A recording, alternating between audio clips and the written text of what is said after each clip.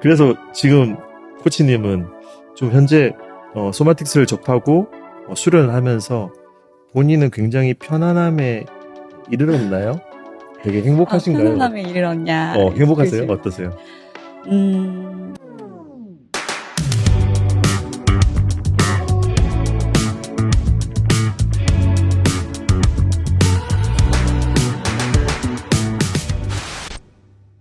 안녕하세요. 세상의 모든 움직임을 탐험하다. 세준아의 움직임 수다방, 모션 다방에 오신 것을 환영합니다.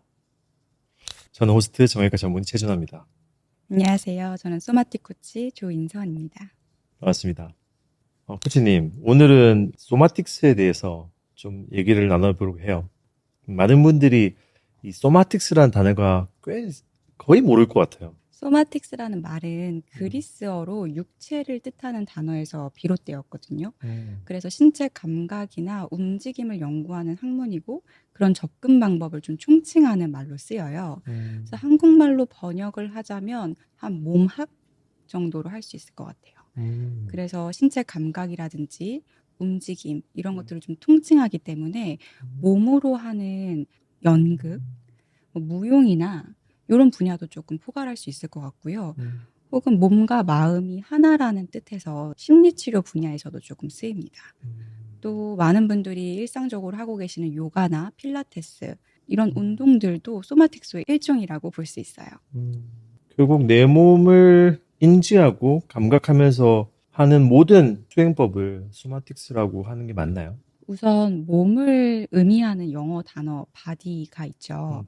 그 말은 제3자가 바라보는 나의 몸이라는 측면이 좀 강했다면 그것에 대비해서 소마는 제1자인 나 스스로가 인식하는 몸이라는 의미가 조금 더 강해요.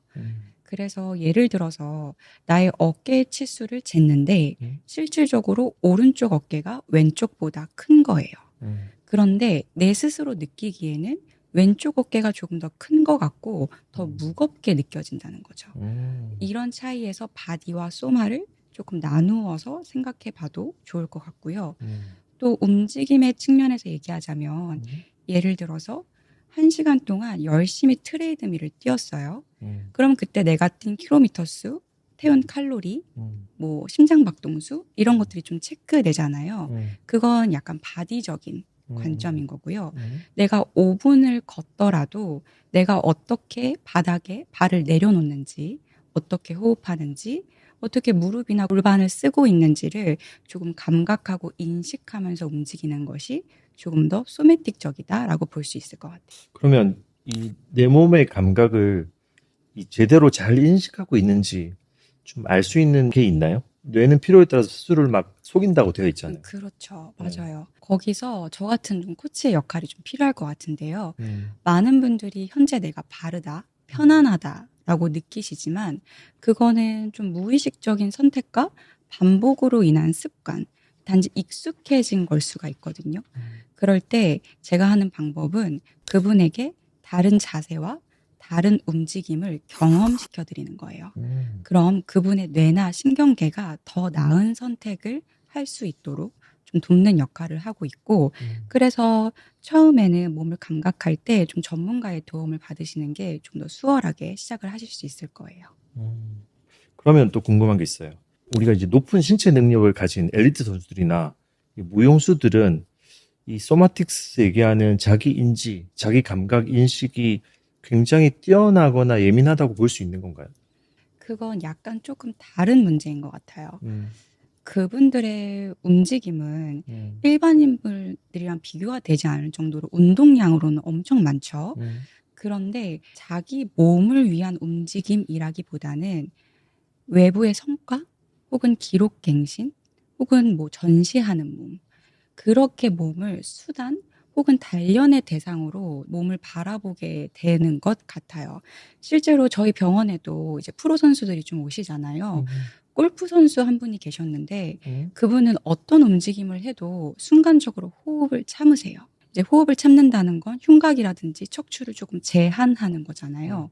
본인이 그렇게 순간적으로 호흡을 참고 있다는 사실을 모르셨던 거예요. 우리가 소위 말하는 엘리트 선수들, 정말 운동량이 많을 것 같고 몸을 정말 잘 쓰실 것 같은 분들도 자기 몸을 보살피는, 감각하면서 인지하면서 움직이는 것은 조금 다른 이야기일 수 있겠다, 이런 생각이 들었었어요. 근데 이제 제가 생각할 때는 소마틱스가 굉장히 좀 한편으로는 좀 모호하고 좀 힘들다는 생각이 들거든요. 여기에 대해서는 어떻게 생각하세요? 분명히 소매틱은 빠르고 쉬운 길은 아니에요. 이건 마치 건강하려면 물 많이 드시고 푹 주무세요 라고 하는 얘기가 맞는 얘기지만 사실 밋밋하잖아요. 정답이다 라는 느낌도 별로 없고요. 그런 측면에서 소매틱이 그러한 성격을 좀 지니는 건 확실히 맞는 것 같아요. 그래서 접근하는 허들 자체도 조금 높아서 오히려 정말 다양한 움직임을 해보신 분들, 요가, 필라테스, 승마, 골프 이렇게 다양한 움직임을 좀 경험해 보신 분들이 소매틱을 하시게 되면 이거 뭐예요? 엄청 새롭네요. 제가 필요했던 게 이거예요 라고 말씀을 하시는 경우가 종종 있거든요. 그래서 그런 허들이 좀 높고 좀 혼란스럽고 모호한 부분이 있지만 그런 것들을 조금 허들을 낮추는 게 저의 하나의 역할이라고 생각하고 있습니다. 이 소마틱스를 꼭 훈련해야 되는 이유가 뭘까요? 사람마다 다 답은 다르겠지만 저 같은 경우에는 소매틱을 만나서 정말 달라진 부분이 제 몸에 대해서 선택권을 좀 갖게 되었다라는 거예요. 몸은 계속 시시각각 변하고 어제의 내 몸과 오늘의 내 몸이 다르고 조금 전의 내 몸과 지금의 내 몸의 상태가 다르잖아요. 그것을 매 순간 관찰하고 그때 더 나은 선택을 할 수 있는 힘? 이런 것들이 좀 생긴 것 같아요. 이 사람마다 체형이 다르고 운동하는 방식도 다르고 이 생각하는 방식도 다른데 다양한 방식을 못 해본 사람들은 이제 계속 본인 방식으로 습관대로 하니까 그 다양성을 느끼면서 선택할 수 있는 힘을 길러준다. 그래서 지금 코치님은 좀 현재 소마틱스를 접하고 수련을 하면서 본인은 굉장히 편안함에 이르렀나요? 되게 행복하신가요? 편안함에 이르렀냐, 행복하세요? 그 어떠세요? 네, 저는 소매틱을 만나고 평안함에 이르렀어요. 음, 그런데 그 말이 제가 더 이상 아프지 않는 완전 무결한 완벽한 몸이 되었다는 게 아니라 몸이 아플 때 선택권이 나에게 있다는 걸 알므로써 좀 평안해졌다고 할 수 있을 것 같아요. 이 현재 소매틱 코치로서 병원에서 환자들에게 주로 어떤 코칭을 하면서 환자들을 변화시키고 있는지요? 원장님도 기억하실지 모르겠지만 이제 어깨 수술을 받은 환자분이시거든요. 30대 남자분이신데 그분의 직업이 요리사세요. 양식 이제 요리를 하시는 분인데 키가 엄청 크시고 좀 덩치도 있으세요. 맞아요. 누군지 알 것 같아요. 그렇죠. 근데 주방이라는 곳이 동선이 굉장히 복잡하고 또 약간 좁고 불이랑 칼이 오고 가잖아요. 다른 사람들의 합과도 움직임의 합도 중요하고요. 그래서 그 좁고 복잡한 주방 속에서 이분이 요리를 하기 위해서 선택한 방식이 몸을 굉장히 긴장시키고 몸과 팔을 좀 분리시켜서 쓰는 버릇 습관이 좀 있으시더라고요. 그래서 어깨 재활로 저를 만나게 됐고 몸과 팔이 조금 분리되어서 쓰시던 것들을 좀 연결시키는 작업을 했어요. 또 하나는 교사세요. 40대 여자분인데 그분이 이제 무릎이 양쪽 다 반달 연골 좀 손상으로 오셨는데 보통 교사들은 손목이나 어깨 이슈가 많은데 특이하게 무릎이 조금 불편하셔서 오셔서 하시는 일이라든지 하실 때 일할 때 모습을 제가 좀 보여달라고 요청을 드려서 좀 시뮬레이션처럼 해보니까 그분이 특이하게 판서, 칠판에 이제 글을 쓰는 거를 좀 많이 하는 과목인데 글을 쓰실 때 학생들을 보고 이렇게 대화를 하다가 판서를 해야 되는 순간에 발끝을 돌리지 않고 몸을 이렇게 트위스트 한다고 하죠. 그렇게 쓰시면서 특징적으로 약했던 무릎이 반복적으로 좀 트위스트 되는 현상들을 좀 발견했어요. 그래서 다시 발끝을 좀 돌려서 자리를 잡는 모션들을 좀 일상에서 활용하실 수 있도록 안내 드린 경우도 있었죠. 그래서 환자분들의 몸이 어떠한 상황에 처해 있는지 그걸 좀 같이 분석해보고 그 환경 속에서 일상의 대부분은 어떤 자세로 어떤 움직임을 하는지를 좀 확인해보고 거기에 따라서 필요한 동작이라든지 자세 교정을 해드리고 있습니다. 많은 환자분들이 더 하려고, 그러니까 저한테 물어봐요. 저는 이게 약하니까 더 무슨 운동을 해야 될까요? 강화해야 될까요? 강화를 더 하려고 하는데 사실은 아까 얘기했던 대로 잘못된 습관이나 원인을 찾아가지고 교정해주고 하지 않도록 하는 것들이 돌아올 수 있는 선택권을 주는 거기 때문에 그 과정이 너무 좋을 것 같고 그게 오히려 제가 생각하는 원인 치료, 근본적인 치료에 가깝지 않나. 그리고 재발 방지와 예방을 위해서 좋은 방법일 것 같습니다. 원장님도 소매틱 수련 중이시잖아요.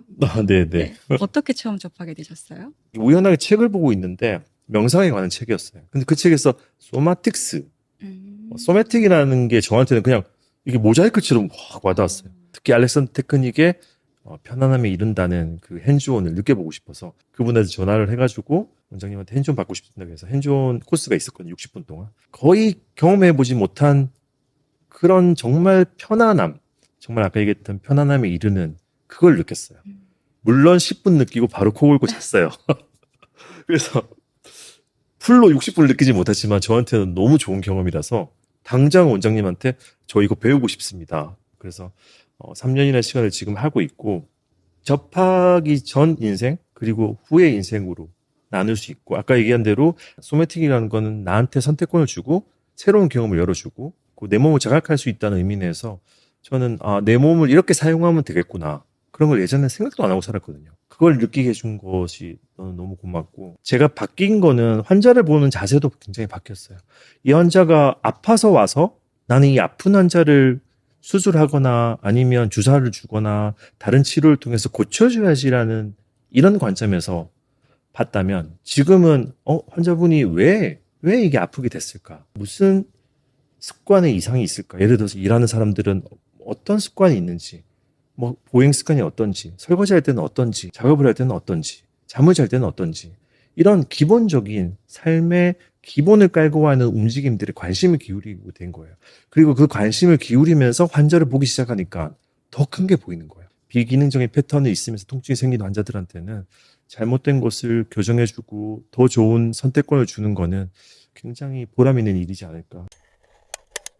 코치님 이렇게 마지막으로 소마틱스에 대해서 간단하게 또 얘기하고 싶은 게 있으시면 부탁드리겠습니다. 소매틱은 특정한 움직임 그 자체라기보다는 모든 움직임을 대하는 태도, 관점에 조금 더 가까운 것 같아요. 그래서 뭐 말씀드린 것처럼 모호한 측면도 있지만 그렇기 때문에 진짜 기본적인 정말 중요한 것도 하거든요. 일상생활에서 조금만 이것만 빼주면 훨씬 편해질 수 있는 것들 이런 것들을 좀 많은 분들이 경험하셔서 좀 더 편안하게 지내실 수 있었으면 좋겠습니다. 네, 감사합니다. 이번 시간은 소마틱스에 대해서 이야기 나눠보았습니다. 최준하의 움직임 수다방 모션 다방. 그럼 저희는 다음 시간에 다른 주제로 찾아오겠습니다. 감사합니다.